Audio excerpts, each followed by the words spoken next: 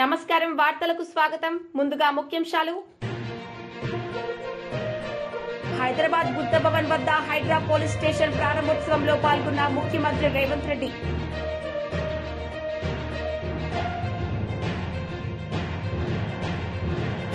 సిసిటీలో LG Electronics company భూమి పూజ కార్యక్రమంలో పాల్గొన్న నారా లోకేష్ హైదరాబాద్ బుద్ధ భవన్ వద్ద హైడ్రా పోలీస్ స్టేషన్ ప్రారంభోత్సవంలో పాల్గొన్న ముఖ్యమంత్రి రేవంత్ రెడ్డి ఈ సందర్భంగా ఆయన ప్రసంగించారు.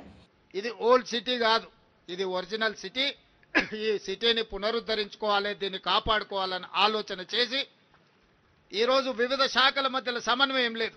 ఈరోజు ఇక్కడ చాలా మంది పోలీస్ అధికారులు, పోలీస్ డిపార్ట్మెంట్లో మనం యాంటీ కరప్షన్ బ్యూరోని తెచ్చుకున్నాం, విజిలెన్స్ అండ్ ఎన్ఫోర్స్మెంట్ని తెచ్చుకున్నాం, సిఐడిని తెచ్చుకున్నాం. ఈ విధంగా రకరకాలుగా ఆక్టోపస్ తీసుకొచ్చుకున్నాం, ఎస్ఐబి తీసుకొచ్చుకున్నాం.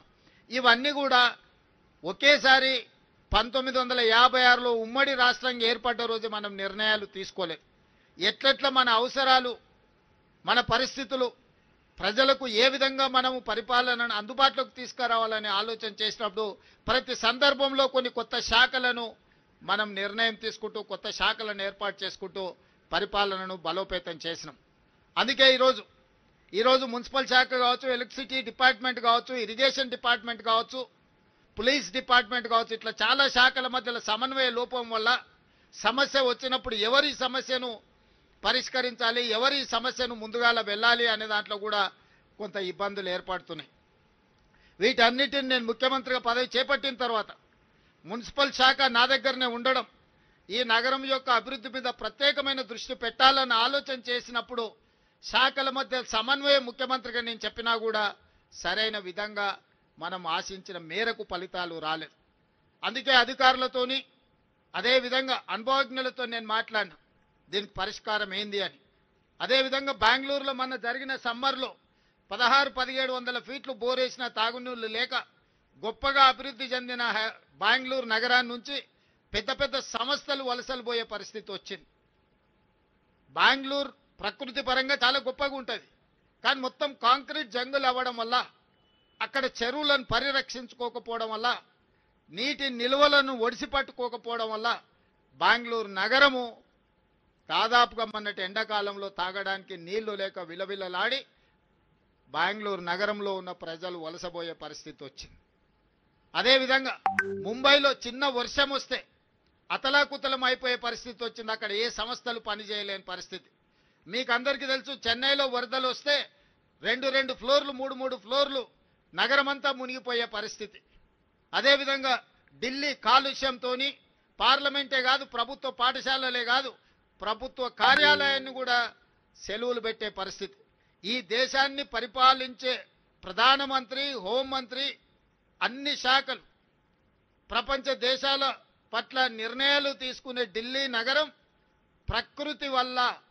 ప్రకృతిని మనం కాపాడకపోవడం వల్ల, కాలుష్యాన్ని నియంత్రించకపోవడం వల్ల పార్లమెంటు నుంచి పాఠశాలల వరకు సెలవులు ప్రకటించుకునే పరిస్థితి వచ్చిందంటే ఇది ప్రకృతి తప్పిదం కాదు, మానవ తప్పిదం.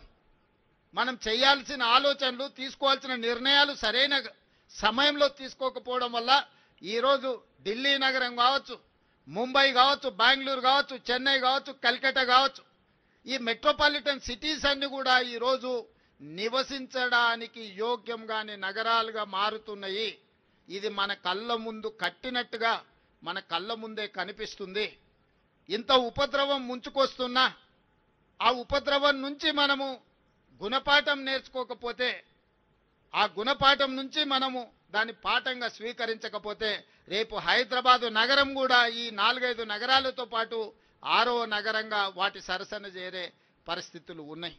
అందుకే రాష్ట్ర ప్రభుత్వం ఆలోచన చేసి ఎవరు ఏమనుకున్నా సరే, ఎవరు ఎలాంటి విమర్శలు చేసినా సరే నియంత్రించదలుచుకున్నాం, నిలువరించదలుచుకున్నాం, అవసరమైతే నిర్మూలించదలుచుకున్నాం ఆక్రమణదారులను. అందుకే ఈరోజు హైడ్రాన్ ఏర్పాటు చేసినాం. హైడ్రా అంటే కేవలం సిసిటీలో ఎల్జీ ఎలక్ట్రానిక్స్ కంపెనీ భూమి పూజ కార్యక్రమంలో పాల్గొన్న నారా లోకేష్ ఈ సందర్భంగా ఆయన మాట్లాడారు. To the state of Andhra Pradesh. Today we are not just breaking ground, we are breaking new ground in the state of Andhra Pradesh. It is a great privilege to stand before you today at this momentous occasion, the groundbreaking ceremony of LG Electronics state-of-the-art facility here in Sri City, Andhra Pradesh. I extend a very warm welcome to the leadership of LG Electronics, India and global, and its vendor companies to our state. Today marks more than just the beginning of a construction project. It is a defining milestone in the journey of industrial growth and technological advancement for our state and for our nation. Where innovation meets investment, the future is taking shape. With an investment exceeding 5,000 crores, LG Electronics is not only bringing a world-class manufacturing unit to Andhra Pradesh, but is also reaffirming global confidence in our state as a premier investment destination. We are really excited to deliver a product made in Andhra Pradesh, made for the world. This project is one of the first major foreign direct investment under the new government. The people of Andhra Pradesh gave us a resounding mandate. It's a history that we created in the last election. 94% of the seats that we contested, we won, and the clear mandate was about creating jobs. And we believe that this investment is in the step in that direction.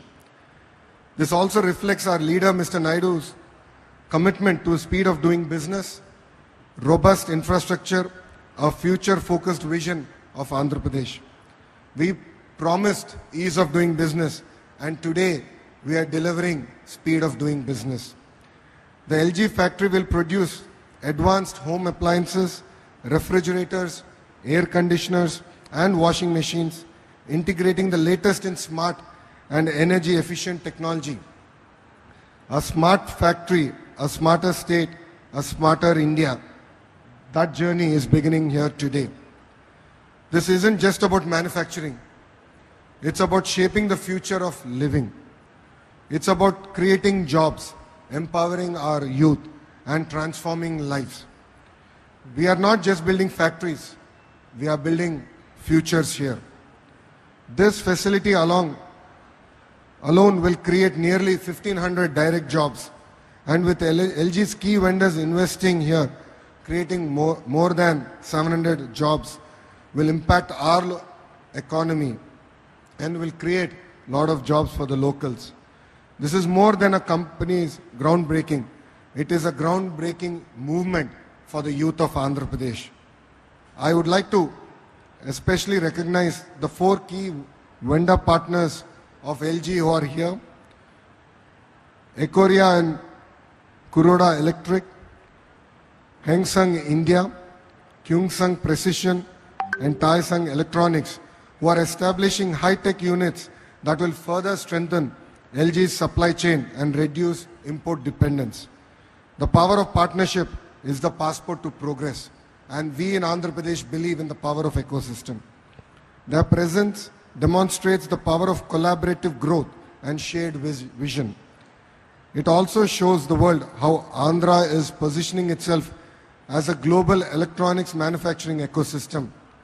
When global giant meets Andhra Pradesh's ambition, magic will happen.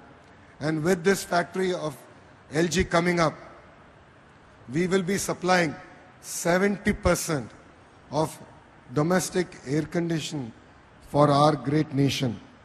Together, LG and its partners are bringing cutting-edge technologies like AI-driven manufacturing. YSRCP స్థానిక సంస్థల ప్రజా ప్రతినిధులతో YS Jagan సమావేశం నిర్వహించారు. సందర్భంగా ఆయన మాట్లాడారు. 16కు సంబంధించిన ఎంపీటీసీలు వైఎస్ఆర్సీపీకి సంబంధించిన వాళ్ళే గెలిచారు. మరి ఇలాంటి చోట ఎందుకు చంద్రబాబు అనే వ్యక్తి పోటీ పెడతా ఉన్నాడు? గెలవడం అన్నదానికి మీనింగ్ ఎక్కడుంది? గెలవలేము అన్న సంగతి తెలుసు.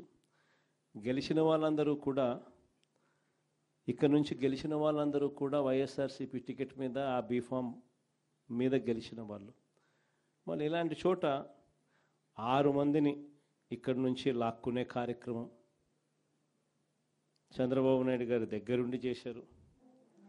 తర్వాత వైఎస్ఆర్సీపీ ఎంపీటీసీలు ప్రయాణం చేస్తూ ఉన్న మిగిలిన ఎంపీటీసీలు ప్రయాణం చేస్తూ ఉన్న వాహనాన్ని దగ్గరుండి పోలీసుల చేత అడ్డుకున్నారు. హైకోర్టు ఆదేశాలతో భద్రత కల్పించాల్సిన పోలీసులు సాక్షాత్తుగా దగ్గరుండి చంద్రబాబు నాయుడు గారికి వాచ్మెన్ లాగా తయారయ్యారు.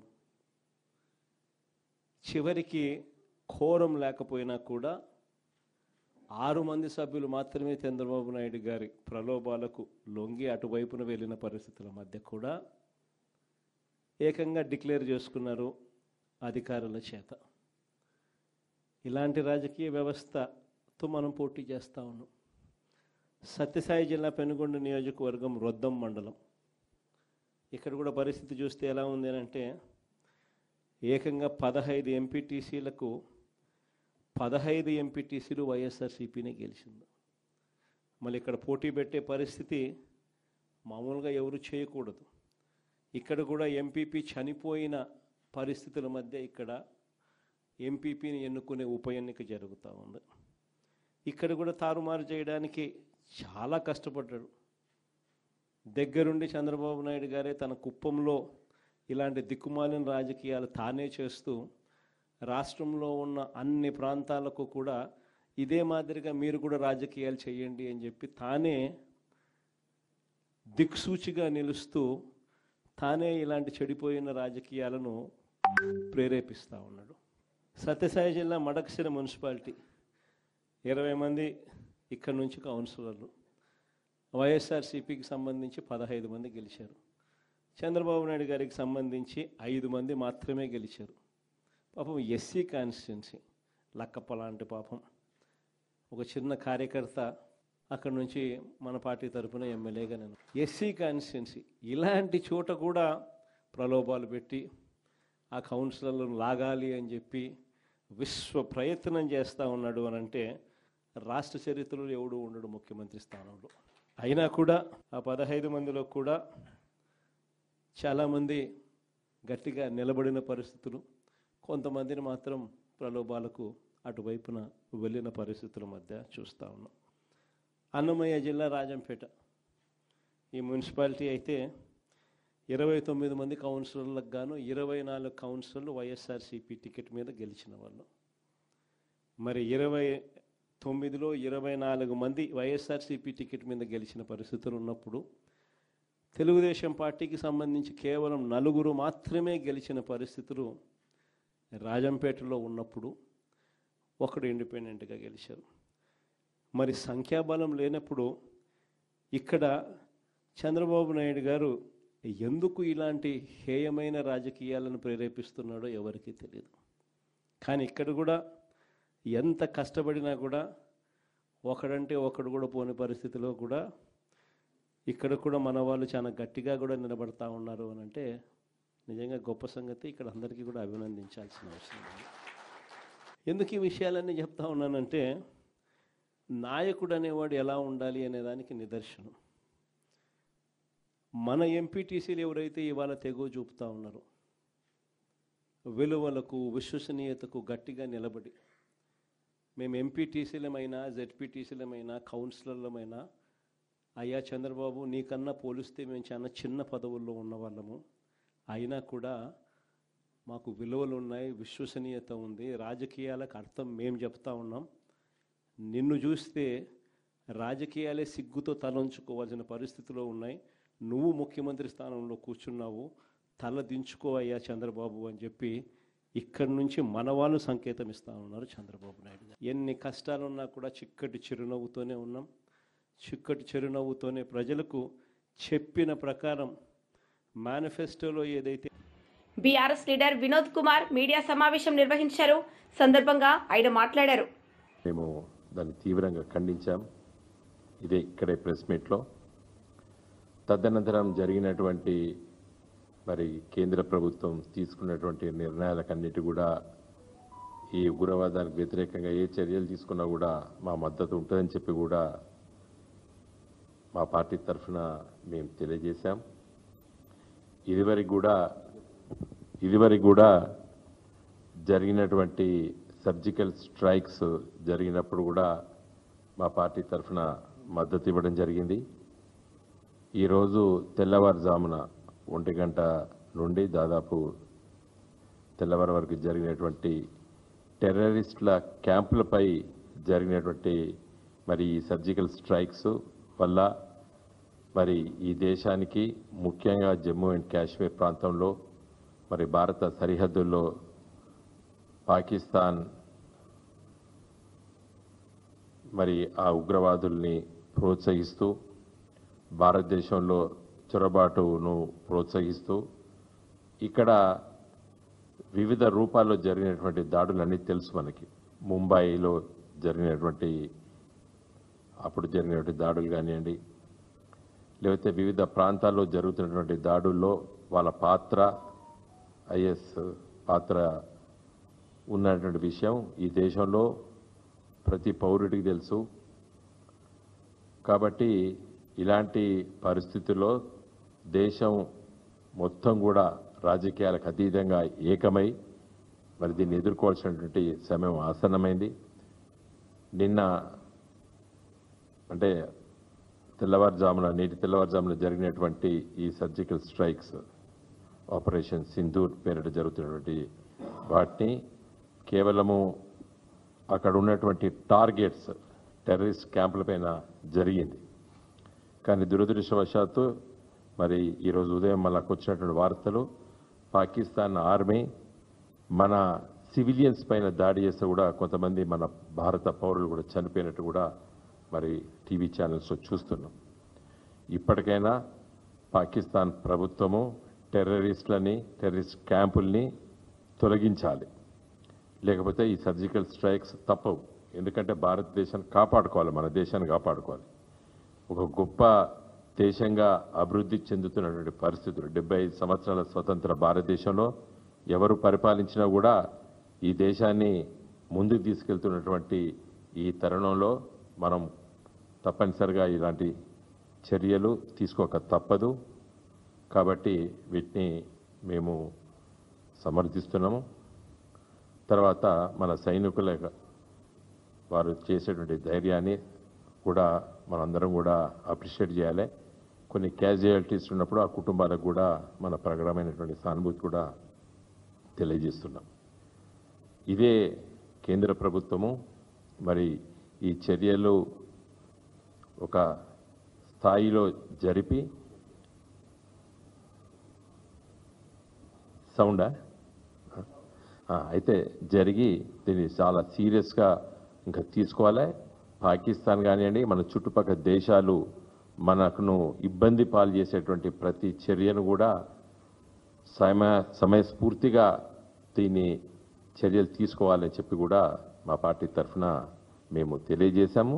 మళ్ళీ అదే ఆలోచనతోని మాజీ ఎమ్మెల్యే తోపుదుర్తి ప్రకాష్ రెడ్డి మీడియా సమావేశం నిర్వహించారు. సందర్భంగా ఆయన మాట్లాడారు. దృష్టికి మా జిల్లాలోని 14 మంది, ఉమ్మడి జిల్లాలోని 14 మంది శాసనసభ్యులు, అందులో ఉన్నటువంటి 3 మంత్రులు మీ దృష్టికి తీసుకొచ్చినారో లేదో, హిందూపురం పార్లమెంటు పరిధిలో మంత్రినీవా కాలువ కాంక్రీట్ లైనింగ్ పనులను రైతులు వ్యతిరేకిస్తూ ఉన్నారు, రైతు సంఘాలు వ్యతిరేకిస్తూ ఉన్నాయి, అన్ని రాజకీయ పార్టీలు వ్యతిరేకిస్తూ ఉన్నాయి. మరి ఇందులో మా శాసనసభ్యురాలు పరిటాల సునీతమ్మ మేము వ్యతిరేకిస్తాం ఈ నిర్ణయాన్ని అనేసి మీ నాయకులతో చెప్తా ఉంది. మరి కాంట్రాక్టర్లతో కమిషన్లు తీసుకొని పనులను ఆమె దగ్గరుండి చేయిస్తూ ఉంది. సంపూర్ణంగా ఆమె బంధువులున్న సిద్ధరాంపురం గ్రామంలో ఇప్పటికే కాంక్రీట్ లైనింగ్ పనులు పూర్తి చేయించింది. ఆమెకు సంబంధించినటువంటి బంధువులే దగ్గరుండి పనులు చేయిస్తున్నారు. అదేవిధంగా జిల్లాలోని ఇతర ప్రాంతాల్లో కూడా పల్లె రఘునాథ్ రెడ్డి గారు దగ్గరుండి భూమి పూజ చేసి పనులు ప్రారంభించినారు, లైనింగ్ పనులు. మరి కాంక్రీట్ లైనింగ్ పనులను వేగవంతం చేయాలా, వేగంగా కుప్పంకు నీళ్లు తీసుకొని పోవాలనేటువంటి మీ ఆలోచన మేము తప్పుపట్టడం లేదు. కుప్పంకు నీళ్లు తీసుకొని పోవాలనేటువంటి మీ ఆలోచన మేము తప్పుపట్టడం లేదు. కానీ మా శవాల మీద నీళ్లు తీసుకొని పోవాలా, మా రైతాంగపు ప్రయోజనాలను తుంగలో దొక్కి మీరు నీళ్లు తీసుకొని పోవాలా కుప్పంకి అనేదాన్ని మేము తప్పుపడతా ఉన్నాం. మీ ఆలోచన విధానాన్ని మార్చుకోండి. ఇది 40 టీఎంసీల హంత్రినీవాగా మీరు కుదిస్తా ఉన్నారు. మీ విధానాలు మార్చుకోమంటా ఉన్నా. గతంలో జగన్మోహన్ రెడ్డి గారు రాజశేఖర రెడ్డి గారు తీసుకొచ్చిన 40 టీఎంసీల హంద్రీనీవాని 83 టీఎంసీల హంద్రీనీవాగా మార్చినారు. రాయలసీమ 4 జిల్లాలలో హంద్రీనీవా ఆయకట్టు గ్రామాలలో 40 టీఎంసీలను పారించే విధంగా రాజశేఖర రెడ్డి గారు హంద్రీనీవా తీసుకొచ్చి దాదాపు 70-80% పనులు పూర్తి చేస్తే ఈ రోజుకు కూడా మీరు అధికారంలోకి వచ్చిన ప్రతిసారి కూడా హంద్రీనీవా కాలువ కాంట్రాక్టుల ద్వారా కమిషన్లను పారించేటువంటి కార్యక్రమం చేస్తున్నారు. కానీ నీళ్లు పారించేదానికి రైతుల పొలాలను బిల్లుగా మార్చినటువంటి గత మీ ప్రభుత్వాలు 2004కు పూర్వం మీ ప్రభుత్వాలు చేసినటువంటి విధానాల నుండి బయటికి రావడంలో మీరు మరి పిల్ల కాలువల నిర్మాణం పూర్తి చేసి 6 లక్షల ఎకరాలకు సాగునీరు ఇచ్చిన తర్వాతనే లైనింగ్ చేసుకోవాలనేది కూడా హంద్రీనీవా ప్రాజెక్టు డిపిఆర్లో ప్రభుత్వం రూపొందించినటువంటి విషయం మీకు తెలియదా చంద్రబాబు నాయుడు గారు? మరి చిత్తూరు కడప జిల్లాలకు గండికోట నుంచి గాలేరు నగరి ద్వారా 20 టీఎంసీల ప్రాజెక్టును తీసుకొని వచ్చి దాదాపుగా 1500 నుంచి 2000 కోట్ల రూపాయలు ఖర్చు పెట్టినారు మా ముఖ్యమంత్రి, అప్పటి ముఖ్యమంత్రి జగన్మోహన్ రెడ్డి గారు, మా నాయకులు. మరి కర్నూలు అనంతపురం జిల్లాను దాటి నీళ్లు కడప చిత్తూరు జిల్లాకు పోయేది సాధ్యంగా కనపడటం లేదనేసి ఆ ప్రాంత రైతుల ప్రయోజనాల దృష్టిలో ఉంచుకొని గండికోట నుండి గాలేరు నగరి కాలువను వెడల్పు చేస్తూ నేరుగా చిత్తూరు జిల్లాలోని హంద్రీనీవా బ్రాంచ్ కాలువకు కలుపుతూ మరి 2000 కోట్ల రూపాయల పనులు పూర్తి చేసినారు. BJP leader N V Subhash media సమావేశం నిర్వహించారు. సందర్భంగా ఆయన మాట్లాడారు. ఫేక్ ఆధార్ కార్డులు తీసుకొని ఈ యొక్క సంస్థల ద్వారా రాష్ట్రంలో దేశంలో అలజడి సృష్టించేందుకు పథకం పంతుందని చెప్పి పదే పదే ఎన్ఐఏ కానీ ఇంటెలిజెన్స్ కానీ రా కానీ హోమ్ మినిస్ట్రీ కానీ ఎంత చెప్పినా కూడా తెలంగాణ రాష్ట్రంలో మరి చీమ కుట్టలేదని అన్నట్టు కనీసం నివేదిక పక్కన పెట్టినా కూడా నెంబర్స్ కూడా ఇవ్వకపోవడం చాలా విచారకమైన విషయం అని చెప్పి కూడా భారతీయ జనతా పార్టీ గైడ్లైన్స్ ఇచ్చినా కూడా మరి వీరి మీద ఎందుకు మరి వారికి అంత ప్రేమనో ఒకసారి ఆలోచించుకోవాల్సిన పరిస్థితి ఉంది. దేశంలో ఎక్కడైనా కూడా ఒక అలజడి కనుక అయితే హైదరాబాద్ అనే దాని మీద చాలా క్లియర్గా కనెక్షన్ ఉన్న సంగతి కూడా ఎన్ఐఏ కూడా చెప్పడం కూడా జరిగింది. మొన్న ఏదైతే 2011లో ఢిల్లీ హైకోర్టు బాంబ్ బ్లాస్టింగ్ జరిగినప్పుడు కూడా హైదరాబాద్లో లింకులు ఉన్నాయనే సందర్భాలను కూడా చాలా క్లియర్గా చెప్పడం కూడా జరిగింది. అలాగే ఇండియన్ ముజాహిద్దీన్, సిమి వంటి ఉగ్ర సంస్థలు పాత బస్తీల్లో ఒక పర్మనెంట్ నెట్వర్క్, ఒక శాశ్వత నెట్వర్క్ పెట్టి ఈ అక్రమ వలసదారుల ద్వారా ట్రైనింగ్ క్యాంప్స్ పెట్టి రాష్ట్రాన్ని దేశాన్ని భద్రతకే ముప్పు దాచుతుందని చెప్పి కూడా మనందరం కూడా మొత్తం తెలిసిన విషయమే. ఇదే సందర్భంలో అటు కర్ణాటకలో కానివ్వండి, గుజరాత్లో కానివ్వండి, మధ్యప్రదేశ్లో కానివ్వండి జరిగిన అల్లరి ఏవైతే ఉందో అక్కడి నుంచి పోలీసులు వచ్చి తెలంగాణ రాష్ట్రంలో ముఖ్యంగా హైదరాబాద్, కరీంనగర్, నిర్మల్, బోధాన్ ఇటువంటి మన ప్రదేశాల్లో ఈ యొక్క ట్రైనింగ్ క్యాంప్స్ను కొల్లగొట్టడం, ఆ ఒక ట్రైనింగ్ క్యాంప్స్ నుంచి ఎంతోమంది ఉగ్రవాదులను అరెస్ట్ చేసి తీసుకువెళ్ళిన తర్వాత మన ఇక్కడ ఏంటంటే ప్రభుత్వం కళ్ళు చెల్లిన సందర్భాలు కూడా చూసినాం మనం. అంటే మనం ఏంటంటే ఫ్రెండ్లీ పోలీస్ అంటాం, తెలంగాణ పోలీస్ అంటే మొత్తం దేశంలో నెంబర్ 1 పోలీస్ అంటాం. కానీ ఈ యొక్క సంస్థలను అరికట్టేందుకు అక్కడ ఉగ్రవాదులు ఉన్న అంటే మొత్తం సందర్భంలో వారిని అరెస్ట్ చేయడానికి మరి ఎందుకు వెనుక ముందు అవుతుందని చెప్పి చాలా క్లియర్గా ఇది ఒకసారి ఆలోచించుకోవాల్సిన విషయమే.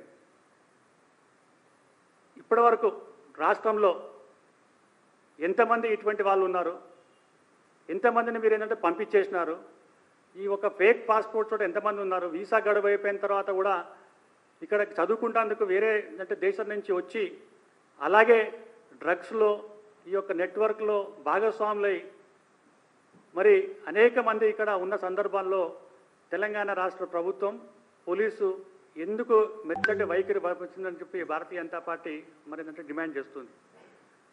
ఇప్పటికే గుజరాత్లో మొన్న జరిగిన తర్వాత ఈ యొక్క సందర్భం జరిగిన తర్వాత పహల్గాన్లో జరిగిన సందర్భం అయిన తర్వాత గుజరాత్లో లెక్క తీస్తే 1000 మంది బయటపడ్డారు. 2 రోజుల్లో పోలీస్ అక్కడ చాలా క్లియర్గా ఈ యొక్క వలసదారుల ఎక్కడైతే ఉన్నారో నిఘా సంస్థల ద్వారా వాళ్ళ హెల్ప్ తీసుకొని పోతే 1000 మంది బయటకు వచ్చినారంటే. వార్తలు ముగించే ముందు ముఖ్యాంశాలు మరోసారి. హైదరాబాద్ బుద్ధ భవన్ వద్ద హైడ్రా పోలీస్ స్టేషన్ ప్రారంభోత్సవంలో పాల్గొన్న ముఖ్యమంత్రి రేవంత్ రెడ్డి.